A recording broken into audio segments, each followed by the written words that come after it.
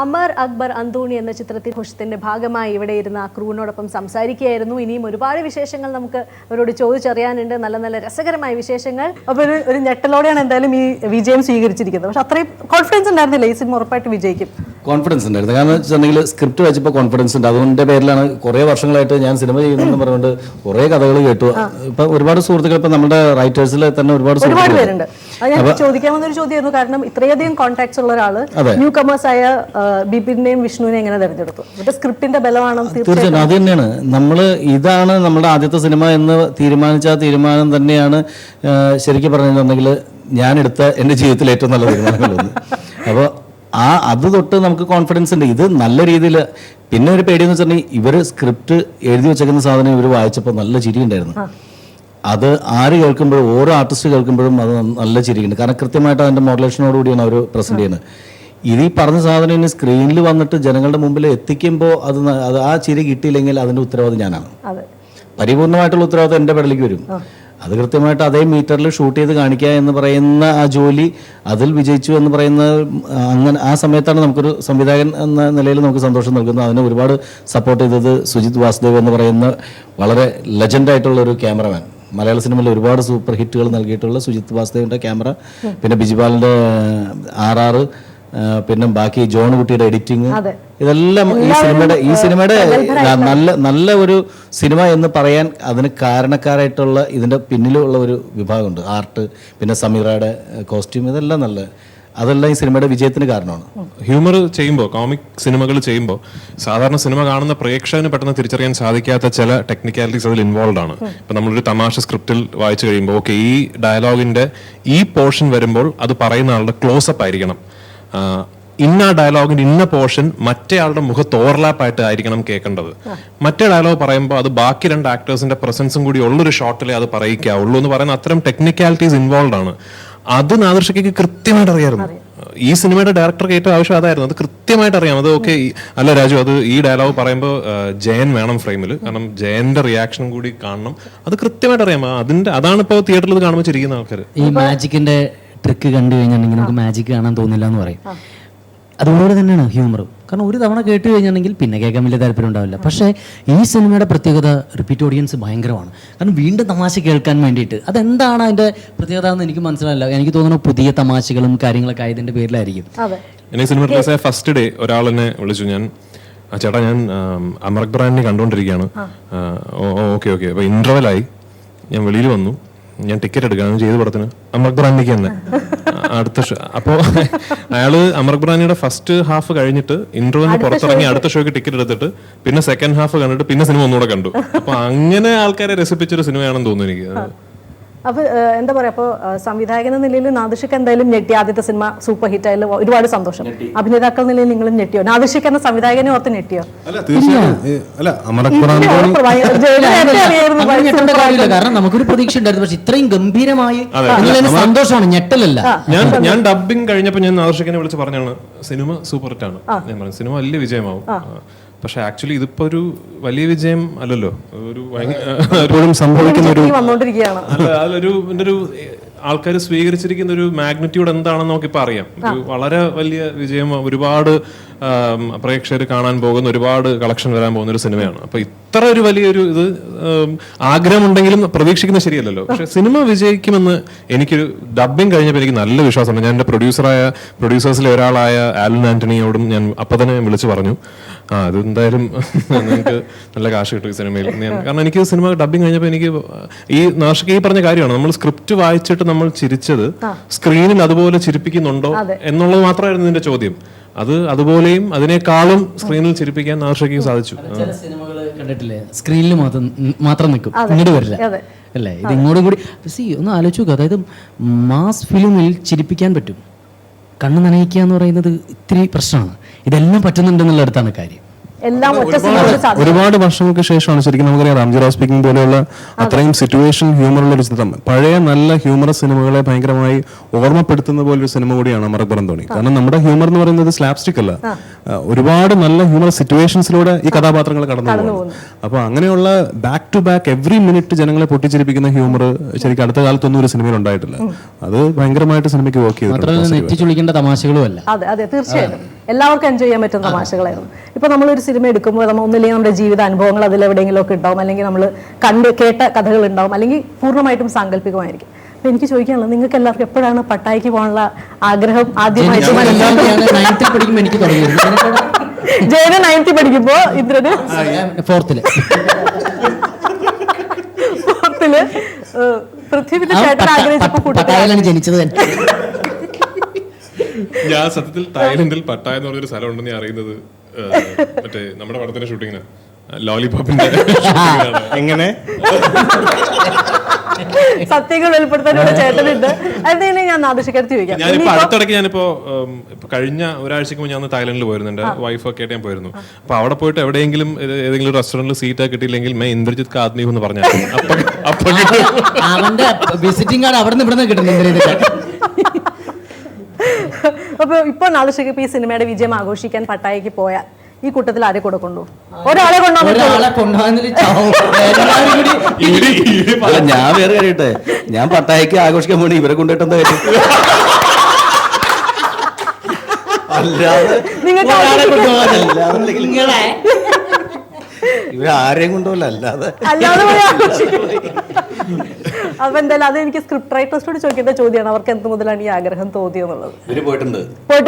അമ്മ എൻ്റെ അടുത്ത് പറഞ്ഞു. കാരണം ഞാൻ ഈ സിനിമയുടെ ഷൂട്ടിംഗ് ആയിട്ടാണ് ഞാൻ പോയത് പട്ടായയിൽ. അതിനു മുമ്പ് ഞാൻ ഇവര് വന്ന് വായിച്ചപ്പോൾ ഞാൻ പറയാം, നിങ്ങൾ പോയിട്ടുണ്ടോ പട്ടായയിൽ ഇങ്ങനെയൊക്കെ തന്നെയാണ്? പിന്നെ അങ്ങനെയാണ് ഞാൻ പറഞ്ഞ ആണല്ലേ, അവിടെ അങ്ങനെയാണ് പട്ടായ പോകുന്ന. അതിനകത്ത് ഒരു ഡയലോഗ് ഉണ്ട്, ഒരിക്കലും കട്ടിയാൻ പാടില്ല, ഇത് കട്ടിയില്ല. പട്ടായ അമ്പലത്തിലാണ് ഈ സ്ക്രിപ്റ്റ് പൂജിച്ചത് പട്ടായ അമ്പലത്തിൽ. അവരുടെ അടുത്ത് അവർ പറയുമ്പോഴാണ് ഇങ്ങനെ അവര് പറഞ്ഞു, പട്ടായയിൽ പോകുന്നത് പരിപ്പേറിയും ചോറും തിന്നാനല്ല എന്ന് എല്ലാവർക്കും അറിയാം എന്ന് ഇവർ വായിച്ചേപ്പിച്ചപ്പോൾ ഞാൻ പറഞ്ഞു, അപ്പോൾ അങ്ങനെയാണോ? പിന്നെ അങ്ങനെയാണ്. ആ ശരി, ഓക്കെ. ഇതിന് ശേഷമാണ് നമ്മൾ ഷൂട്ട് ചെയ്യാൻ വേണ്ടി പട്ടായ പോയി അതിന് കൃത്യമായിട്ട് ഈ എല്ലാവരുടെയും, അതായത് യൂത്തിൻ്റെ മനസ്സിൽ ഈ പട്ടായ പോകണം എന്ന് പറഞ്ഞാൽ നമ്മൾ ഈ സിനിമയിൽ പറയുന്നതല്ലാണ്ട് ഈ കഥാപാത്രങ്ങൾ പട്ടായ പോകുന്നില്ല. പട്ടായയിൽ പോകണം. ഇടയ്ക്ക് ആരോ ചോദിച്ചു എൻ്റെ അടുത്ത് പറഞ്ഞു, ഇപ്പം നമുക്ക് പട്ടായയിൽ ഒരു സോങ് ഒക്കെ വിഷ്വൽ ചെയ്താലോ? അങ്ങനെ പട്ടായയിൽ സോങ്. അപ്പോൾ പിന്നെ അതിൻ്റെ ഒരു ത്രില്ല് പോയി. ഈ സിനിമ കണ്ട കഴിഞ്ഞാൽ എല്ലാവർക്കും തോന്നണം അവർക്ക് പട്ടായ പോകണം എന്നുള്ളൊരു ആഗ്രഹം തോന്നും. എനിക്ക് തോന്നുന്നു എല്ലാവർക്കും അങ്ങനെ തോന്നിയിട്ടുണ്ടെന്ന് തോന്നുന്നു. അതുണ്ട്. പക്ഷെ ഇവര് പകച്ചുപോയത് എവിടെയെന്നറിയോ ഈ റൈറ്റേഴ്സ്? ഇവരുടെ അച്ഛനും അമ്മയും ചോദിച്ചു, പിന്നെ എന്തിനാടാ പട്ടായിക്ക് പോണേ? അവിടെ തകർന്നു പോയി. അതിനുള്ള ഉത്തരം തേടി നടക്കാണ്. അമരക് ബ്രന്തോണിയുടെ ഒരു സീക്വലിന് ഒരുപാട് പോസിബിലിറ്റി ഉള്ള ഒരു സബ്ജക്റ്റ് ആണ് അതെന്ന് ഞങ്ങൾ എല്ലാവരും വിശ്വസിക്കുന്നു. കാരണം 3 പേരുടെയും ഏറ്റവും വലിയ ആഗ്രഹം പട്ടായ പോകണമെന്നാണ്. പക്ഷേ ഈ സിനിമയിൽ 3 പേരും പോകുന്നില്ല. പ്രോബബ്ലി പട്ടായയിൽ ചിത്രീകരിക്കുന്ന ഒരു സിനിമ 2ാം ഭാഗത്തിൽ ഞങ്ങളോട് എത്തുന്നതായിരിക്കും. അല്ലേ? അപ്പൊ ഒന്നാം ഇതിന്റെ വിജയമാഘോഷവും 2ാമത്തെ സിനിമയുടെ ഷൂട്ടിങ്ങും എല്ലാം കൂടി ഒരുമിച്ച്. അതേപോലെ തന്നെ ഇപ്പൊ നാദൃശിക്ക് ഇപ്പൊ നല്ല സംവിധായകനാണ് തെളിയിച്ചു. നേരത്തെ നമുക്കറിയാം നല്ല മിമിക്രി ആർട്ടിസ്റ്റ് ആണ്, നല്ലോണം പാട്ടുകൾ എഴുതും, നല്ല സംഗീത സംവിധായകനാണ്, പാട്ട് പാടും. ഇതെല്ലാം ഉപരി ഞാൻ തുടക്കത്തിൽ ഇൻട്രോയിൽ പറഞ്ഞിരുന്നു മികച്ച അഭിനേതാവാണെന്ന്. അത് മനസ്സിലാക്കാൻ നാദൃശ് അഭിനയിച്ച ബേൺ മൈ ബോഡി എന്ന് പറയുന്ന ഒരൊറ്റ ഷോർട്ട് ഫിലിം കണ്ടാൽ മതി. തീർച്ചയായിട്ടും മൈ ബോഡിയിൽ അത് കണ്ടവർക്ക് അറിയാം അതിന്റെ കഥാപാത്രം എന്താന്നുള്ളത്. ശരിക്കും പറഞ്ഞിട്ടുണ്ടെങ്കിൽ അതിനകത്ത് ഒരു അത്യാവശ്യം അങ്ങനത്തെ ക്യാരക്ടർ ചെയ്ത ആള്. അതെന്റെ സുഹൃത്തുക്കൾ പറഞ്ഞൊരു കോമഡി ഉണ്ട്, ഒരിക്കലും അത് ക്യാമറ ഉണ്ടെന്ന് നിന്നെ അറിയിച്ചിട്ടില്ല, അത് ഹിഡൻ ക്യാമറ വെച്ചിട്ട് ഷൂട്ട് ചെയ്തായിരിക്കും, അല്ലെങ്കിൽ നീ ഇത്രയും നന്നായിട്ട് അപ്പൊ അത്രയും നല്ലോണം അഭിനയിക്കുന്ന ആവശ്യം ഒരു ചെറിയ റോളെങ്കിലും സിനിമയിൽ വന്നു പോയത്. കാര്യം അതിനകത്ത് സുജിത് വാസുദേവ് ഒരു സീനിലുണ്ട്, നമ്മുടെ സ്ക്രിപ്റ്റ് റൈറ്റേഴ്സ് 2 പേര് വിഷ്ണുണ്ട്. ഇതിനകത്ത് എനിക്കൊരു കാര്യത്തിൽ നിർബന്ധം ഉണ്ടായിരുന്നു, ഒരു ഷോട്ടിൽ വരുന്നവൻ പോലും കൃത്യമായിട്ട് അഭിനയിക്കാൻ കഴിവുള്ള ഒരുത്തനായിരിക്കും. പക്ഷെ അഭിനയിക്കാൻ കഴിവുള്ള ആളാണെന്ന് തെളിയിച്ച വ്യക്തിയാണ്. അതുകൊണ്ടാണ് എന്റെ ചോദ്യം. അത് ആരും പറഞ്ഞില്ല, അല്ലെങ്കിൽ സ്ക്രിപ്റ്റ് റൈറ്റേഴ്സ് അങ്ങനെ ഒരു ഓപ്ഷൻ വിട്ടിരുന്നില്ല. ഡയറക്ഷൻ എന്ന് പറയുന്നത് ഒരു വലിയ റെസ്പോൺസിബിലിറ്റി ആണ്. മാത്രമല്ല ഇത്രയും ആർട്ടിസ്റ്റുകളുണ്ട്, ഇത്രയും കാര്യങ്ങൾ പറഞ്ഞു കൊടുക്കേണ്ടതായിട്ടുണ്ട്, ഓർഗനൈസ് ചെയ്യേണ്ടതായിട്ടുണ്ട്. അപ്പൊ അതിനിടയ്ക്ക് അഭിനയിക്കുക എന്ന് പറയുന്നത് ഇറ്റ്സ് എൻ എക്സ്ട്രാ പ്രഷർ. പക്ഷെ അതുകൊണ്ടായിരിക്കാം ഇതിൽ അഭിനയിക്കാത്ത. ഇല്ലെങ്കിൽ ഡെഫിനറ്റ്ലി നാർഷിക ഒരു നല്ല ആർട്ടിസ്റ്റ് ആണെന്നുള്ളത് മലയാളികൾക്ക് എല്ലാവർക്കും അറിയാവുന്ന കാര്യമാണ്.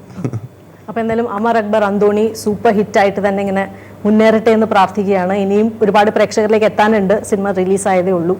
ഇനി നാദൃശിക്കയുടെ അടുത്ത പ്രൊജക്ട് ഇപ്പോൾ ഒരുപാട് പ്രൊഡ്യൂസേഴ്സ് ഓൾറെഡി ക്യൂ നിൽക്കുന്നുണ്ടാവല്ലോ? അങ്ങനെയൊന്നുമില്ല. അതൊക്കെ എല്ലാം തെറ്റിദ്ധാരണകളാണോ? എല്ലാവരും നമുക്ക് സിനിമകൾ വരുന്നുണ്ട്, ഒരുപാട് ആൾക്കാർ വിളിച്ച് പറയുന്നുണ്ട് നമുക്ക് അടുത്ത സിനിമ എന്തെങ്കിലും പ്ലാൻ ചെയ്തിട്ടുണ്ടോ, ഇല്ലെങ്കിൽ നമുക്ക് ചെയ്യാന്നൊക്കെ പറയുന്നുണ്ട്. പക്ഷെ സിനിമ ചെയ്യുക എന്ന് പറയുന്നത് ഇതിനു മുമ്പും പ്രൊഡ്യൂസേഴ്സ് ഉണ്ടായിട്ടുണ്ട്, നമ്മുടെ സുഹൃത്തുക്കൾ തന്നെ പറഞ്ഞിട്ടുണ്ട്, അല്ലെങ്കിൽ വലിയ വലിയ ബാനറിലുള്ളവർ തന്നെ വിളിച്ചു പറഞ്ഞിട്ടുണ്ട്. അപ്പോഴെല്ലാം നമ്മൾ വെയിറ്റ് ചെയ്തത് നല്ല സ്ക്രിപ്റ്റിന് വേണ്ടിയിട്ടാണ്. നല്ല സ്ക്രിപ്റ്റ് ഇനി എപ്പോഴാണ് കിട്ടണമെന്ന് വെച്ചാൽ അന്നാ ചെയ്യുള്ളൂ. അതല്ലാണ്ട് കയറിയിട്ട് പെട്ടെന്ന് കയറിയിട്ട് അടുത്ത സിനിമ ചെയ്യണമെന്ന് പറഞ്ഞുകൊണ്ട് ഇത്രയും വർഷം വെയിറ്റ് ചെയ്യാമെങ്കിൽ 5-8 വർഷമായിട്ട് പ്രൊഡ്യൂസേഴ്സിൻ്റെ അടുത്ത് എനിക്ക് നല്ല സ്ക്രിപ്റ്റ് കിട്ടിയിട്ട് ഞാൻ ചെയ്യാമെന്ന് പറഞ്ഞിട്ട് വെയിറ്റ് ചെയ്യാൻ അറിയാമെങ്കിൽ ഇനിയും നല്ല സ്ക്രിപ്റ്റ് കിട്ടിയിട്ട് ഒരു കാര്യം ഞാൻ പറയാം, സിനിമ സംവിധാനം ചെയ്യുന്നത് നാദൃശയ്ക്ക് സാമ്പത്തിക നഷ്ടമാണ്. കാരണം ആ 70 ദിവസം ഉണ്ടെങ്കിൽ മൂപ്പര് ഒരു 10-15 ഷോ പോലെ പൈസ ഉണ്ടാക്കും. അപ്പൊ പൃഥ്വിയിലെയും ജയനിലെയും പ്രൊഡ്യൂസർമാർ നോട്ടിട്ട് വെച്ചിരിക്കുന്ന സംവിധായകനാണോ? അയ്യോ, നാദൃശയ്ക്ക് എനിക്ക് വേണ്ടിയിട്ട് സിനിമ ഞാൻ വലിയ ഹാപ്പി ആയിരിക്കും. ഞങ്ങളുടെ ഏറ്റവും വലിയ ദുഃഖം ഇത് ഞങ്ങൾ 3 പേരും പ്രൊഡ്യൂസ് ചെയ്തില്ലല്ലോ എന്നാണ്. അതല്ല, ഈ സിനിമ തുടങ്ങി 3-ാമത്തെ ദിവസം തൊട്ട് ഇവരുടെ ജഡ്ജ്മെന്റ് ഞാൻ ഭയങ്കര ഇവരിൽ ആക്ടേഴ്സ് മാത്രമല്ല, കറക്റ്റ് അതിൻ്റെ അകത്ത് ആ ബിസിനസ് കൃത്യമായിട്ട് അറിയാം.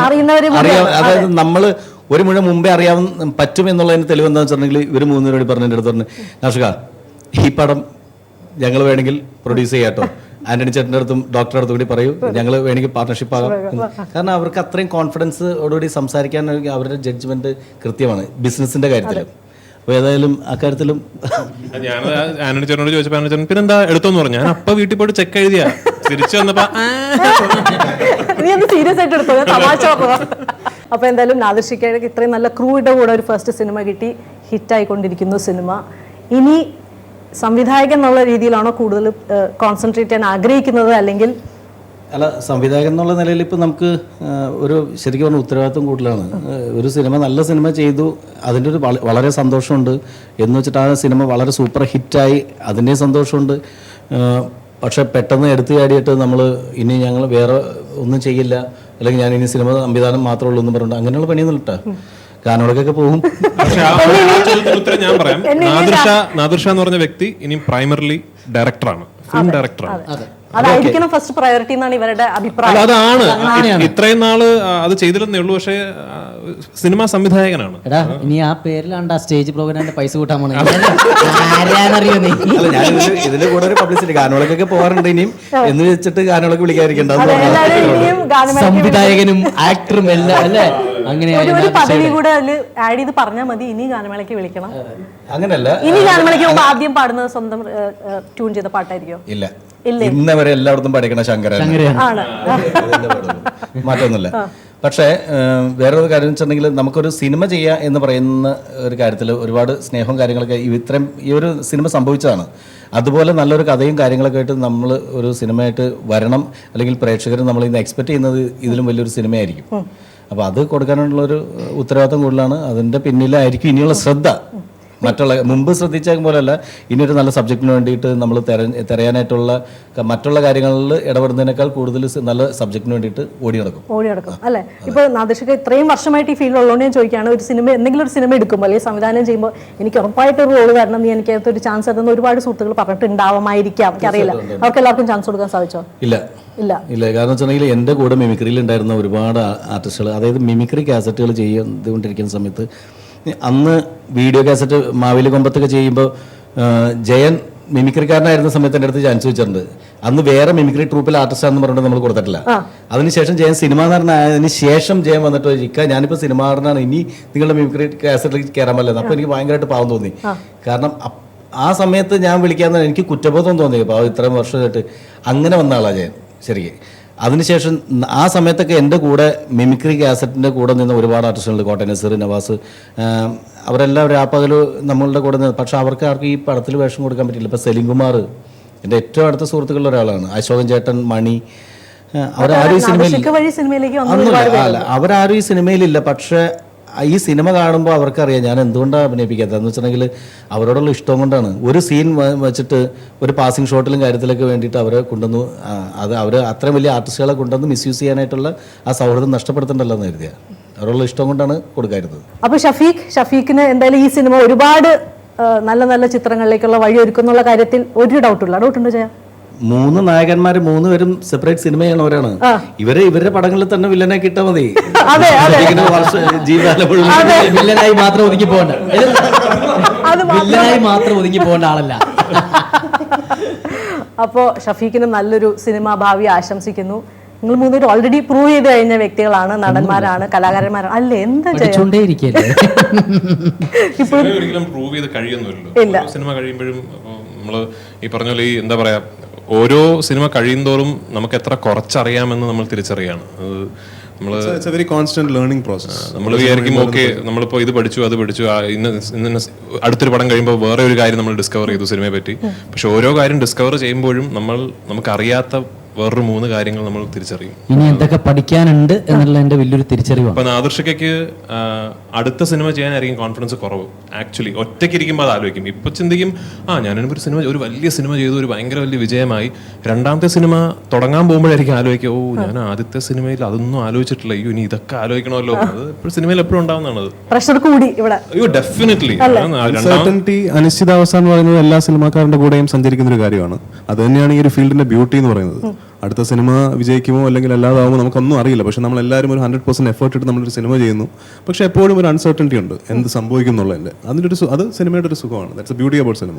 പ്രഷർ കൂടിയൊന്നും പറയല്ലേ, പാവം പ്രഷറിന്റെ ഗുളിക പുട്ടുപോലെ കഴിച്ചോണ്ടിരിക്കാൻ പറ്റില്ല. അത് എനിക്ക് ആകെ ഞാൻ സാധാരണ വിചാരിച്ചിട്ടുണ്ട് ഒരു സിനിമ ഇറങ്ങുമ്പോൾ എന്തിനാ കാരണം നമ്മുടെ സുഹൃത്തുക്കൾ ഇപ്പം ദിലീപൊക്കെ നായകനായിട്ട് അഭിനയിച്ചിരുന്ന പടം ഇറങ്ങുന്നതിൻ്റെ അന്ന് രാവിലെ ഒക്കെ വിളിക്കുമ്പോൾ പിന്നെ ഞാൻ ചെന്നിട്ടിട ഒന്നുകൂടെ പടം റിലീസാടാ ടെൻഷൻ അടിച്ചിട്ടേ.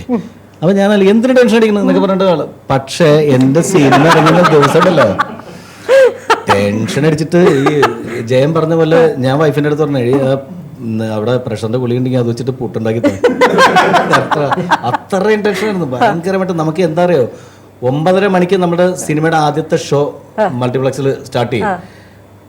അത് കഴിയുമ്പോൾ 9:30 മണിയായപ്പോൾ എൻ്റെ അടുത്ത് ഞാൻ വൈഫിൻ്റെ അടുത്ത് പറഞ്ഞു അടി സ്റ്റാർട്ട് ചെയ്ത് കൈവിട്ടിട്ടാ ഇനി ആൾക്കാരുടെ ഇടയിലാണ് അവർ പറയുന്നതാണ്.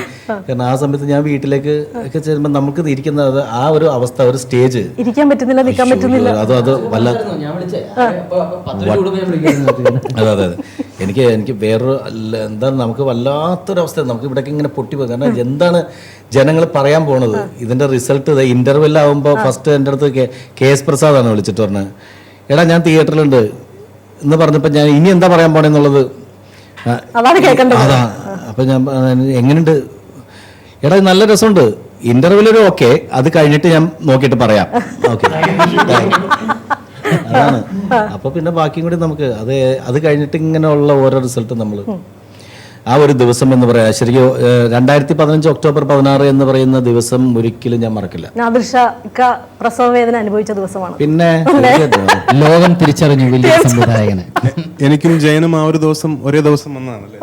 അതെ, ആദ്യ സിനിമ ഞങ്ങൾ ഒരുമിച്ച് നിങ്ങൾ ആ വേദന ഒരുമിച്ച് അനുഭവിച്ചതാണ്. ആ വേദനകൾ ഇപ്പൊ മാസങ്ങളായിട്ട് അനുഭവിച്ചുകൊണ്ടിരിക്കുമ്പോൾ ചേട്ടന്റെ ആദ്യത്തെ സിനിമയ്ക്ക് മാത്രമല്ല എന്റെ ആദ്യത്തെ സിനിമയ്ക്ക് ആ വേദന അനുഭവിച്ചു. കല്യാണമായിരുന്നു.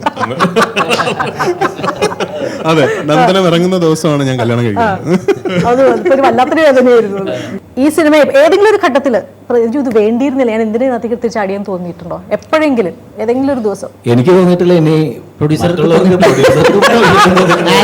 എപ്പോഴും ഈ മരണ വീട്ടിൽ നിൽക്കണ പോലെ ഡെയിലി വൈകുന്നേരം ഇങ്ങനെ നിൽക്കുമായിരുന്നു. ഞങ്ങള് ഷൂട്ടിംഗ് പാക്കപ്പ് കഴിഞ്ഞ് അലിഞ്ഞിന്റെ അടുത്ത് അല്ല അത് ചിന്താക്കുഴപ്പമാണ്. ഈ പൈസക്ക് എന്ത് ചെയ്യും ഇപ്പൊ അങ്ങനെയാ. ഇപ്പോഴും വീണ്ടും ടെൻഷനാ. വേറൊരു വീട് അന്വേഷിച്ചിട്ടുണ്ട്, പൈസ വയ്ക്കാൻ സാധനമില്ലാത്ത, കയ്യിലെ രേഖയൊന്നുമില്ല, എണ്ണി കംപ്ലീറ്റ് തീർന്നിരിക്കാൻ.